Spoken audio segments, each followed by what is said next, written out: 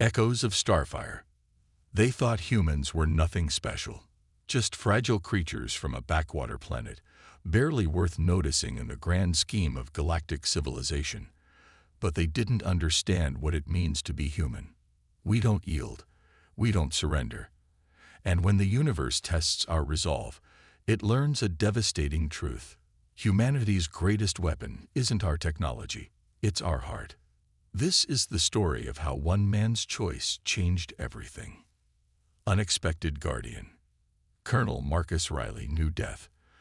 28 years in Earth's Marine Corps Special Operations had taught him its many faces: quick and merciful, slow and agonizing, heroic and meaningless.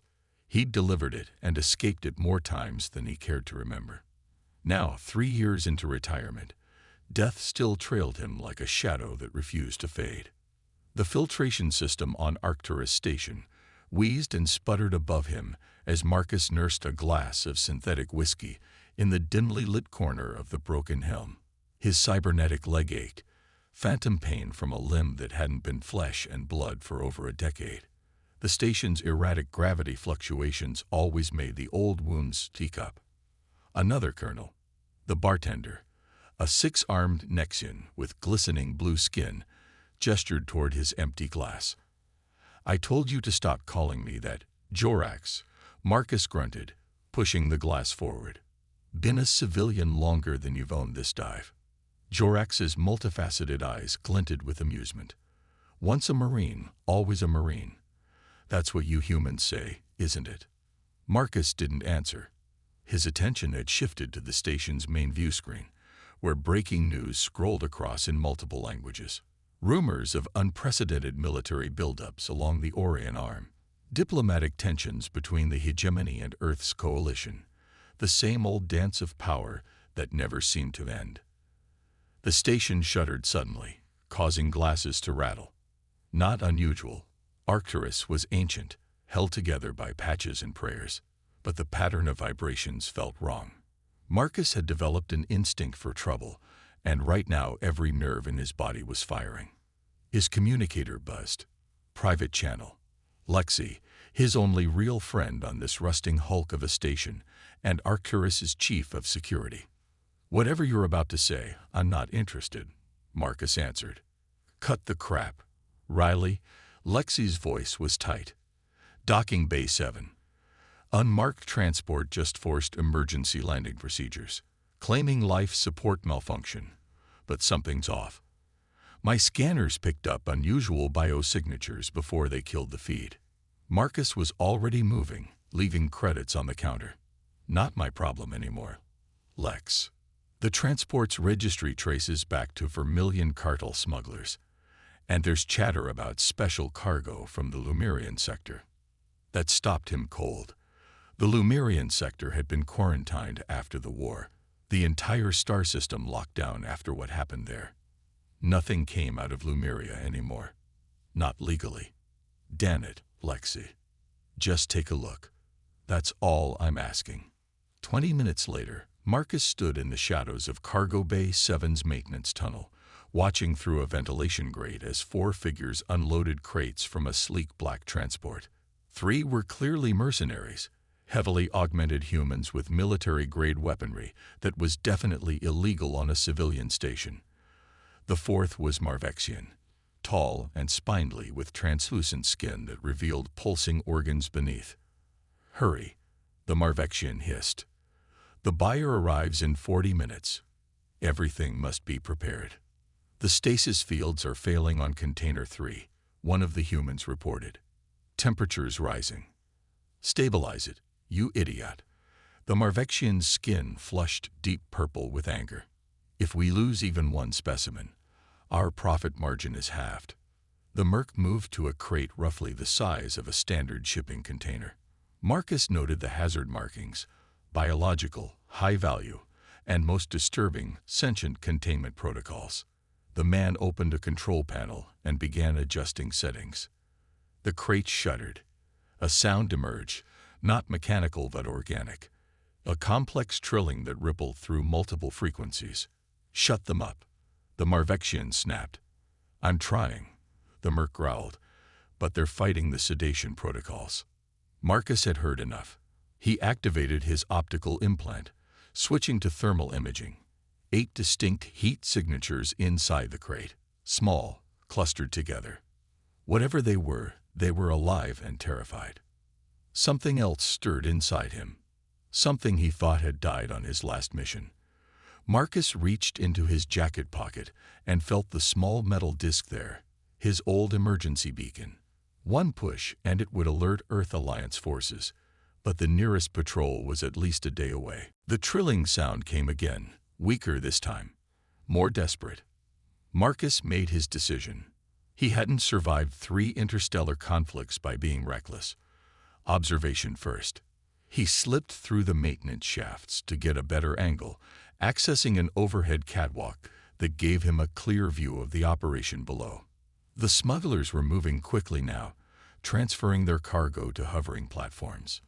One of the crates malfunctioned as they lifted it, the corner panel falling away with a loud clang. In the split second before a Merc slammed it shut again, Marcus saw what was inside, and his blood turned to ice. Crystal dragons. Lumerian crystal dragons, fought extinct after the bombardment of their home world during the Hegemony War. Their scales shimmered with an inner light, iridescent blue and violet. They were small, juveniles, barely the size of house cats, huddled together in a defensive formation. One of them looked up, directly at Marcus, with eyes that held unmistakable intelligence. It wasn't just smuggling. It was genocide in slow motion.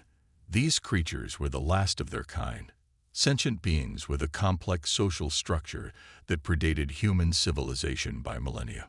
The Marvexian was inspecting each crate, making notes on a holographic display. The buyer specifically requested juvenile specimens for behavioral modification. Their neural plasticity makes them ideal for reprogramming. Reprogramming for what? One of the mercs asked. Weapons, you simpleton. Their crystalline biology can be weaponized. The mature specimens can generate energy pulses capable of disabling electronic systems. Properly conditioned, they could be living EMP devices. The hegemony would pay billions for such an advantage. Marcus had heard enough. The crystal dragons had been neutral in the war, their homeworld destroyed simply because they refused to take sides. Using their children as weapons was beyond reprehensible. He checked his equipment. Standard issue combat knife. An old pulse pistol with limited charge. Not ideal against 3 heavily armed mercs and whatever the Marvexian was packing. But Marcus Riley hadn't survived by having ideal conditions. He triggered the emergency sprinkler system as a distraction. As water rained down, he dropped from the catwalk, landing directly on one of the mercs. His cybernetic leg cushioned the impact while delivering enough force to incapacitate his target.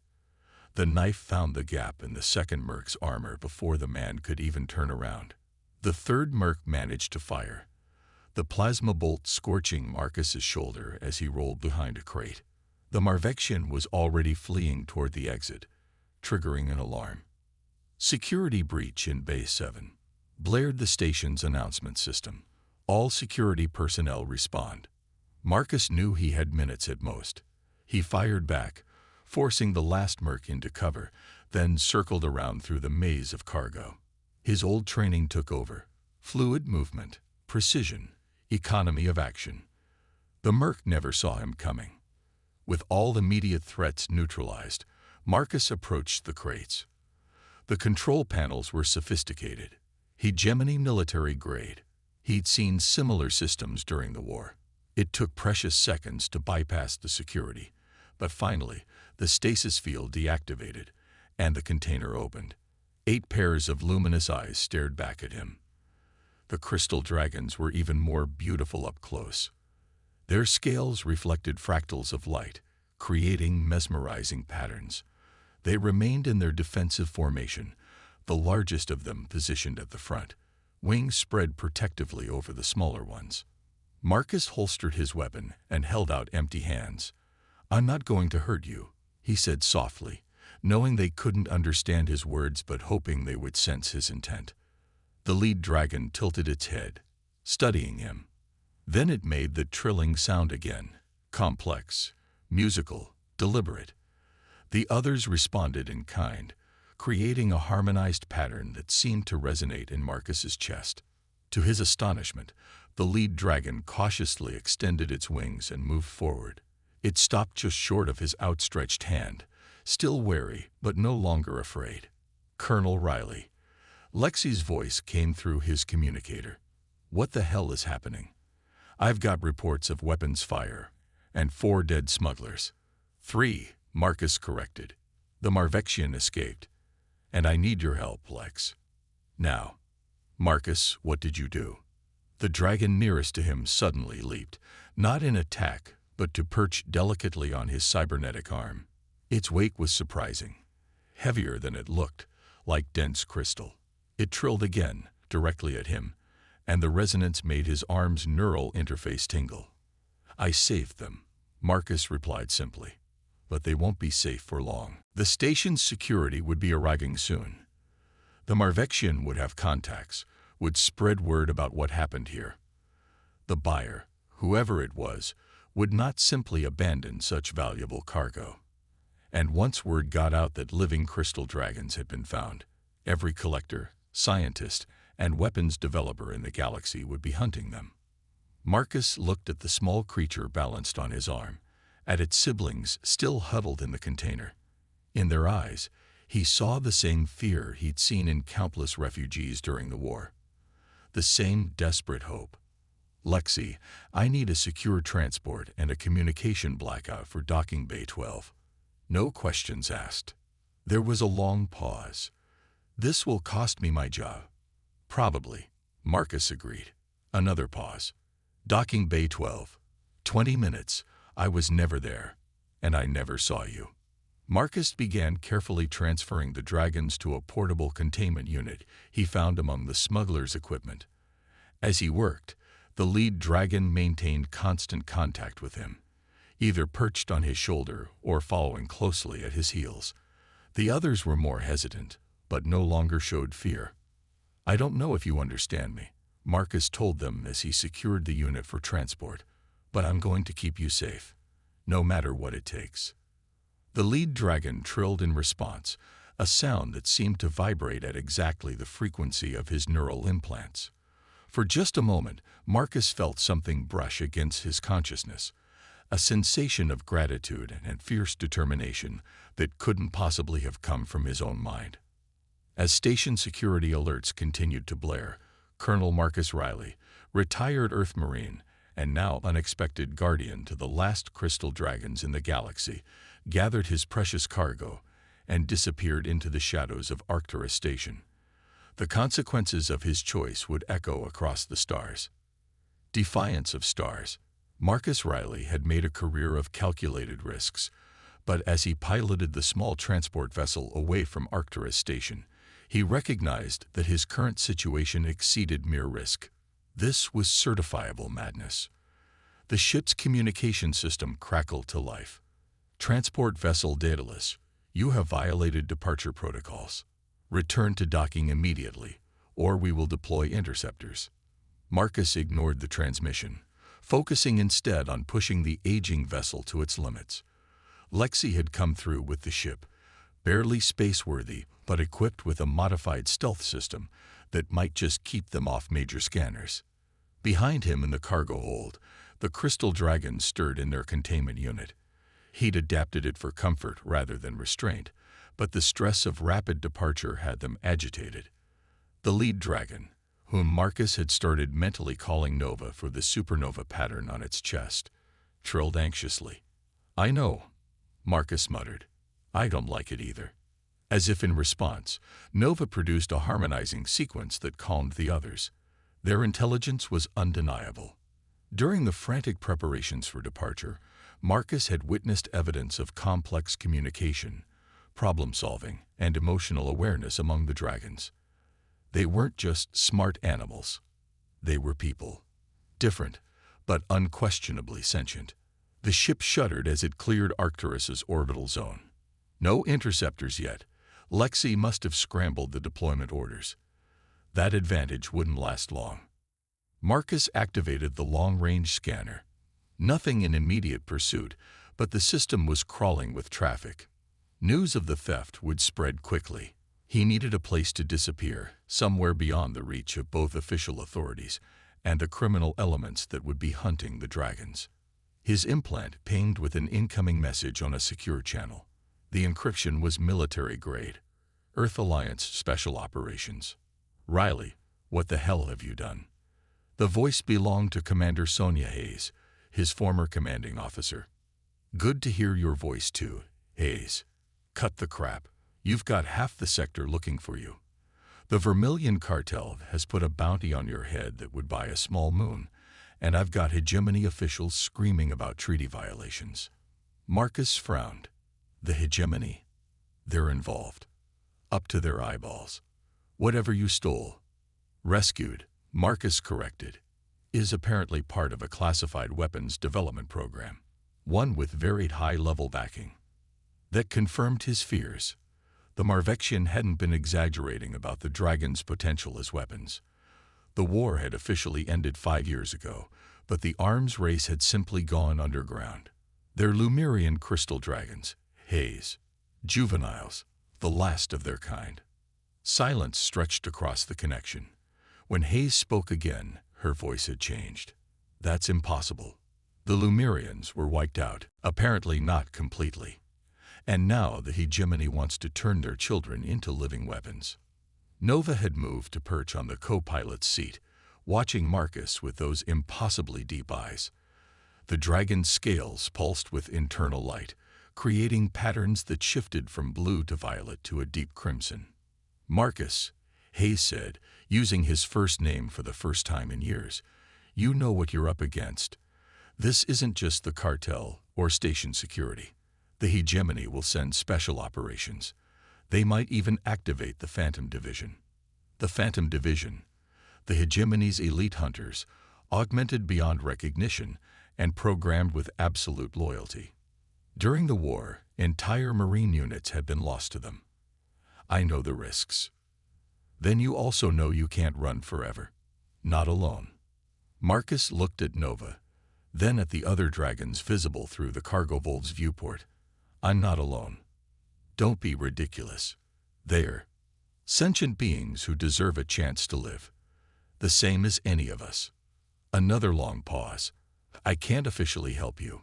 If Earth Alliance is implicated in this, it could restart the war. I'm not asking for official help. Hayes sighed. There's an abandoned research outpost in the Cygnus Void. Coordinates encrypted in this transmission. It's off all standard charts, shielded from normal scans. It might buy you some time to figure out your next move. Thank you. Don't thank me yet. You've kicked a hornet's nest, Riley, and these hornets have planet killers. The transmission ended. Marcus set course for the Cygnus Void, a region of space known for unusual radiation patterns that disrupted standard navigation systems. If Hayes was right, it might provide temporary sanctuary. As the ship accelerated to FTL speed, Nova trilled softly and placed one crystalline paw on Marcus's cybernetic arm. Immediately, a strange sensation washed over him. Not quite communication, but a definite connection. Images flashed through his mind. A shimmering world of crystal spires, complex societies, and technological achievements that rivaled anything humanity had created. Then devastation. Fire raining from the skies. Crystal structures shattering. A desperate plan.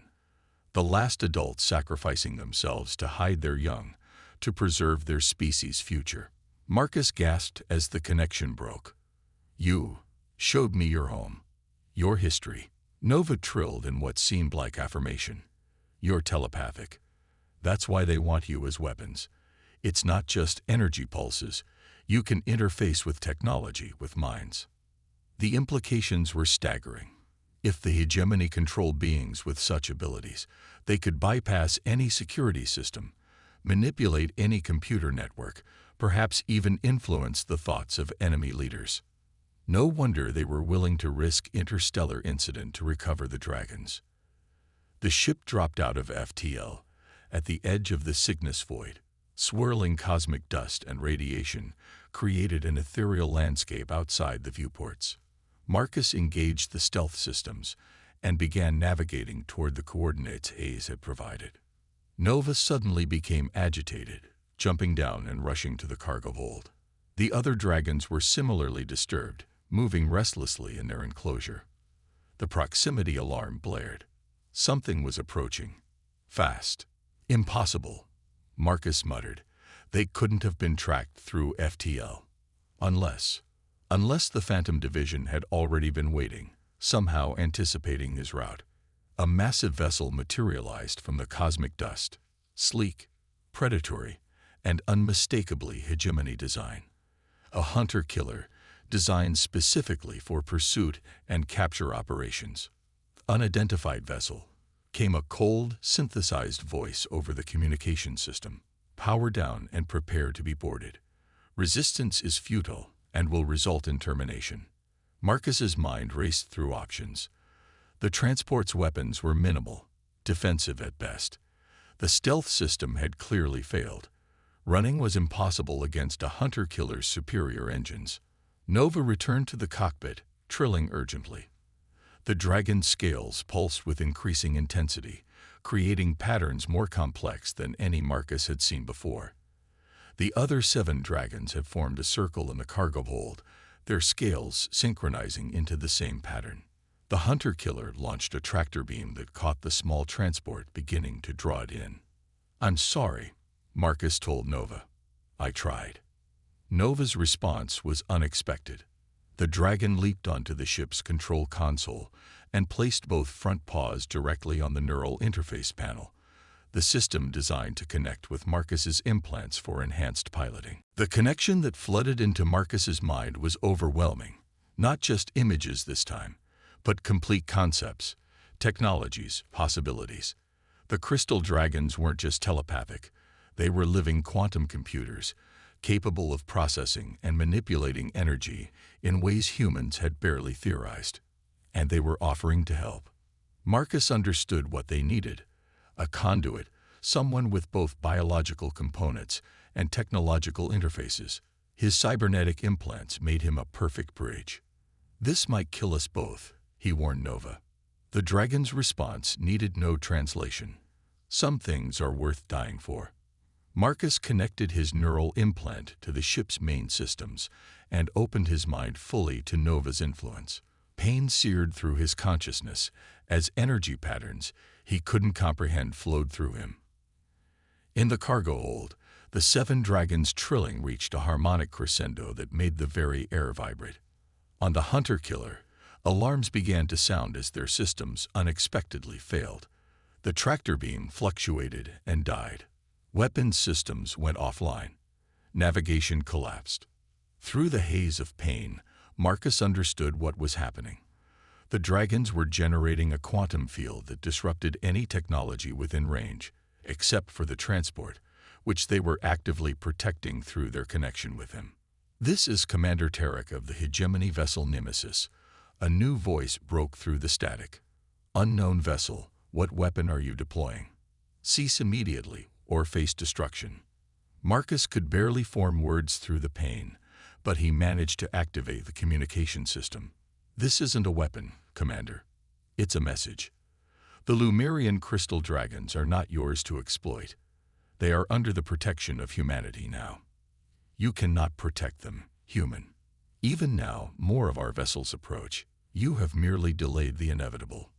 Nova's connection intensified, and Marcus screamed as knowledge poured into him. The location of a place the dragons called the Sanctuary, hidden in a pocket of subspace where the Lumerians had planned to rebuild after the war. A place that could only be accessed through specific energy harmonics that the dragons could generate together.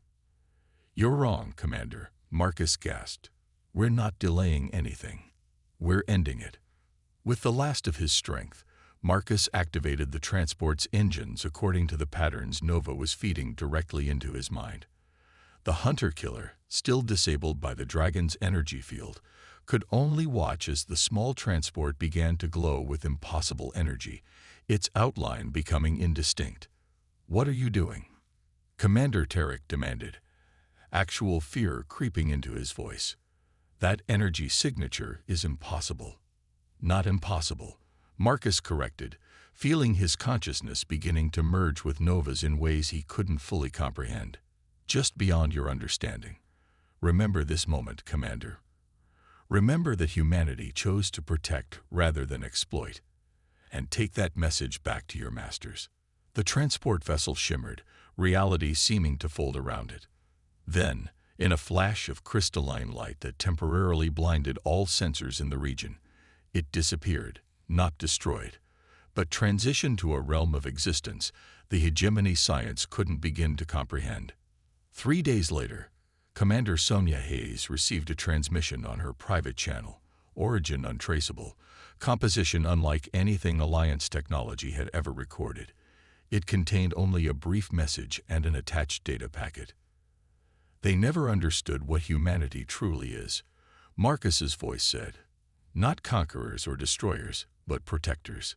Guardians of life in all its forms. The Lumerian sanctuary endures, Hayes, and should the galaxy ever need us, we will return. Until then, may Earth prosper and remember that our greatest strength was never in our weapons, but in our hearts." The data packet contained comprehensive scans of the Lumerian crystal dragons, detailed accounts of their abilities, and irrefutable evidence of the hegemony's illegal weapons program, enough to force a renegotiation of the peace treaty under terms far more favorable to Earth and its allies. No trace of Marcus Riley or the crystal dragons was ever found, despite the hegemony's relentless searching. But occasionally, on remote outposts throughout human space, people reported strange phenomena: unexplained healing of terminal illnesses, miraculous technological breakthroughs, or visions of crystalline beings with impossible beauty. And sometimes, late at night in the depths of space, communication officers would pick up unusual harmonics, complex trilling sounds that seemed to carry across impossible distances, bearing a message that needed no translation. "You are not forgotten. You are not alone. And someday, we will meet again." In the vast archives of the Earth Alliance, the incident became known as the Crystal Convergence, the moment when humanity proved that true strength lies not in domination, but in compassion. Not in weapons of war, but in the willingness to stand against impossible odds for what is right. The day one human and 8 crystal dragons changed the galaxy forever.